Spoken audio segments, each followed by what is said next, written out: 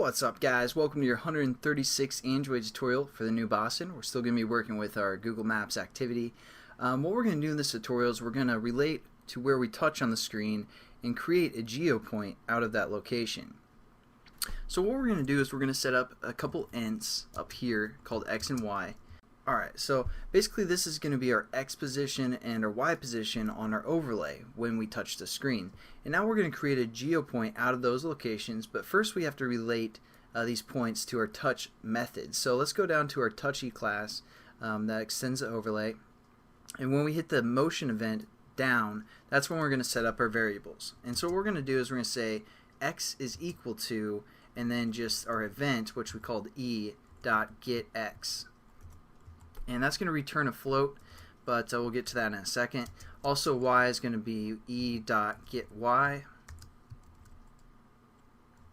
And both those are returning floats, and again, this is an integer, so we're just going to cast in as an integer where we're going to be like, hey, you're going to make this work, don't tell anybody, and we're cool. So there we go. We have our both X and Y based off our touch event.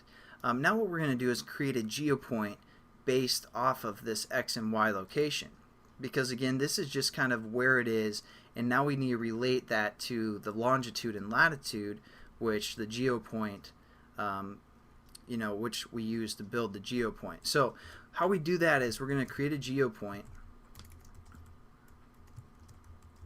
and we're going to call this touched point, something like that. We're going to set this equal to our map view. Then we're going to say dot get projections, or get projection, and basically what's doing is it's relating our touch event of our overlay to our actual map activity, or actual map, according to how far it's zoomed in, how we're like scaling and all that stuff. So we're actually getting the projection of our map, and then what we're going to say is from pixels, because again we're working with the pixels, and this is going to be our X, and this is going to be your Y. So now we have a GeoPoint that's related to our touch, where we touch on our screen. Pretty simple concept. Again, all we're doing with this projection is relating our map to our actual touch on our overlay. So now what we can do is we can set up something called a Geocoder, and we're going to do that within this get address button, because we're going to basically display the address. So we're going to set up a Geocoder. And also we might want to set this touch point before we actually get into the geocoder down here. We need to set this touch point up, or this GeoPoint I should say, so our whole class can use it. So I'm just going to copy that and then delete the type there and paste it above as well. So now we can use our touch point within some of these other methods.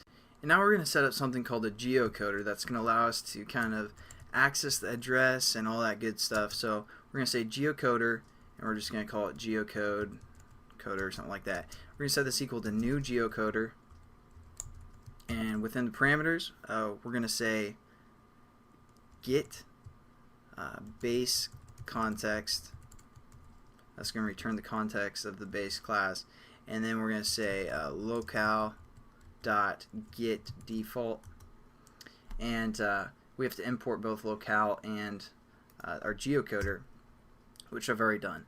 And now we've set up our geocoder, and what we can do now is within a try bracket we can try and access the address and all that good stuff. So what we're going to say is try, and then within the try brackets, and that's probably all we have time for in this tutorial. But again, just to quickly talk over some stuff,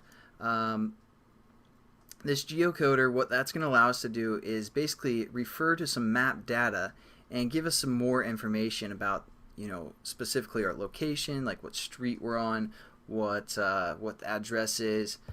So that's what we need the geocoder for. And the next tutorial we'll kind of set up what we're going to do within this try bracket. We'll also add a catch clause and get everything going. But again, that's what the geocoder is, and we also set up basically a GeoPoint according to the map, how far we're scaled in, and where we touched on the map. So that's pretty much it for this tutorial, and I'll catch you guys in the next one. Have a good one. Peace.